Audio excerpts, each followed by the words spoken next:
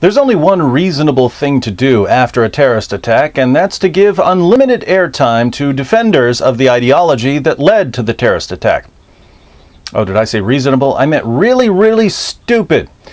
But that won't stop all of the major news networks from spending the next month bombarding us with the absurd notion that Islam is as peaceful as a teddy bear, napping on a bed of puppy love, wrapped in a warm ray of sunshine. I have a bit more respect for my viewers, so I'm going to try something different. I'm going to help you understand why the terrorist attack happened and why many others will inevitably follow. And you have my personal guarantee that if you pay attention for the next few minutes, you will understand all of the nearly 21,000 terrorist attacks that have been committed in the name of Islam since 9/11. It's always good to begin things with a prayer, so let's stop by the interfaith prayer service that followed the second Boston massacre. Nasser Wadadi is sharing a verse that gives him comfort in the midst of tragedy.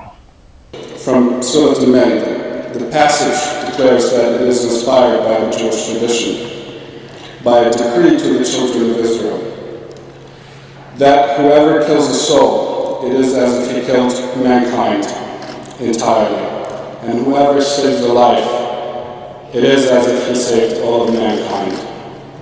Is that what the Quran says, Mr. Wadadi? Can I get another witness? Well, why don't you read the part where it says that anyone who takes a life is as if he killed the whole world, and anyone who saves a life is as if he saved the whole world. How about a third? The Holy Quran teaches that whoever kills an innocent it is as if he has killed all mankind.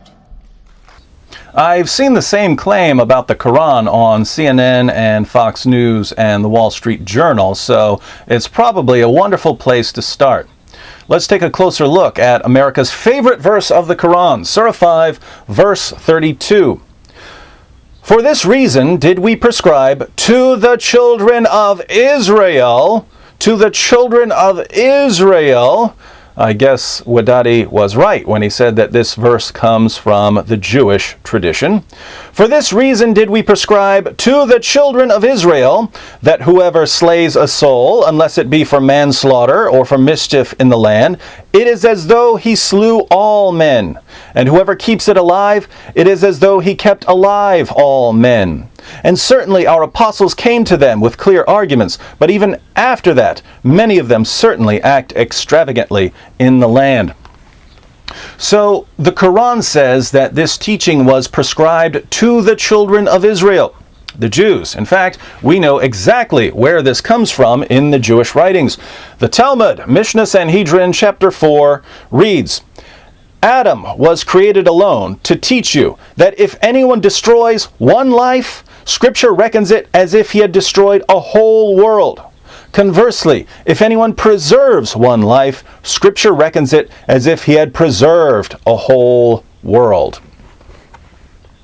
Given Islam's perpetual hostility to Jews, going so far as to call them the worst of creatures, isn't it ironic that the most peaceful passage in the entire Quran happens to be a quotation from the Jewish Talmud, where a Jewish rabbi is commenting on the Torah? It's even more ironic when you realize that according to Surah 5:32, Allah gives Jews the right to carry out legal punishments for manslaughter or for mischief in the land. Well, what land would that be where Jews have legal authority from Allah to enforce Jewish law? Is it A, Australia, B, China, C, Saskatchewan, or D, Israel? So according to the most popular Quran verse in America today, the land of Israel belongs to the Jews. Do keep that in mind when you quote it, my Muslim friends. But we're not done yet, because things get even more interesting when we read the verse in context. Context is important, isn't it, Congressman Ellison? You know, their books are complex. They're compiled, and taking them out of context is a very easy thing to do. Context, context, context.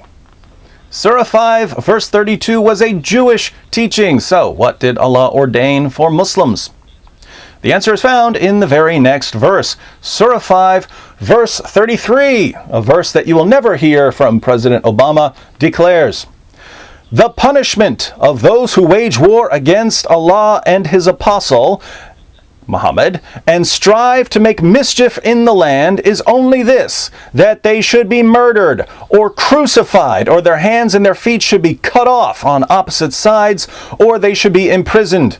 This shall be as a disgrace for them in this world, and in the hereafter they shall have a grievous chastisement." Verse 32 is about what Jews are supposed to do in the land that Allah gave them. Verse 33 is about what Muslims are supposed to do if someone commits the vague crime of making mischief, or as some translators put it, striving after corruption. According to Surah 5:33, if you make mischief or strive after corruption in a Muslim land, Muslims are supposed to kill you or crucify you, or for lesser crimes, chop off body parts or imprison or exile you. Islam has a proud tradition of tolerance. So, what counts as making mischief? Lots of things. Apostasy, preaching a religion other than Islam, adultery, becoming too westernized, things like that. If you violate Sharia, you're making mischief, you're spreading corruption, and you have to pay. The most extreme form of mischief making, of course, is bringing a non-Muslim military into a Muslim country to interfere in the affairs of state. That's definitely a death penalty. Ever wonder why Major Nadal Malik Hassan felt so comfortable shooting his fellow American soldiers who were heading to Afghanistan?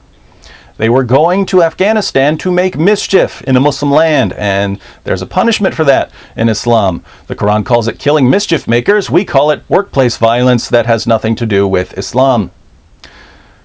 All of this is perfectly obvious from the text, but it's easy to overlook the fact that Surah 5:33 advocates terrorism and killing civilians. You see, in Islam, the people who go out and fight in battle aren't the only people responsible for the battle. According to Muhammad, those who fund the military, the people who pay the bills, are equally responsible for the fighting that takes place. Now, there is an American military presence in various Muslim countries. What's the penalty? Death. But who pays for the American military to be in those countries? That would be the American taxpayer, your average U.S. civilian. So if your average U.S. citizen is just as responsible for causing problems in Muslim countries as the U.S. soldiers who are fighting in Muslim countries, what's the penalty? Do you see now why terrorists will not hesitate to kill American civilians? Surah 5, verse 33 of the Quran justifies attacks not only against military targets like the soldiers at Fort Hood, but also against everyone who supports these soldiers. This verse justifies the attacks on the World Trade Center and the Pentagon. It justifies killing apostates. It justifies killing people over cartoons and YouTube videos. It justifies honor killings. In other words, it justifies all of the violence, bloodshed, and terrorism that our leaders and the media assure us has nothing to do with Islam. Partnership between America and Islam must be based on what Islam is, not what it isn't. But Islam condemns the killing of innocents. Who here is innocent according to the Quran? But Islam forbids terrorist attacks like those on 9/11 because even Muslims were killed in the attacks. Oh yeah? What kind of Muslims? Muslims who work with infidels and pay taxes to a government that's at war in Muslim lands? The kind of Muslims the Quran repeatedly refers to as hypocrites? By the way, not wanting to pay taxes to support Western governments is part of the reason that jihadists in the UK would rather go on state support than get jobs and pay taxes. Now, how difficult is this to figure out?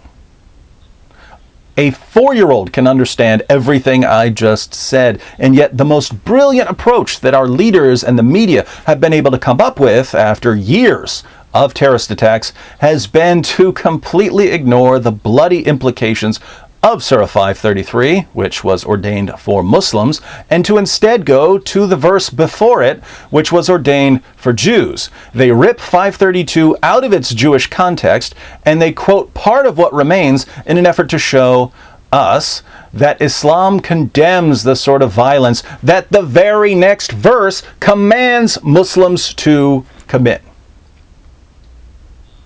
Why would our leaders do that?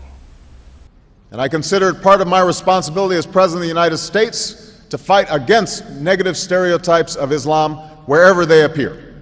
Well, if politicians and the media consider it their job to protect Islam from scrutiny,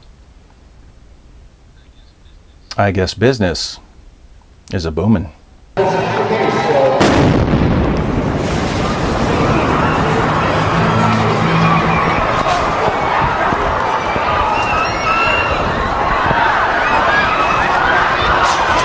Okay.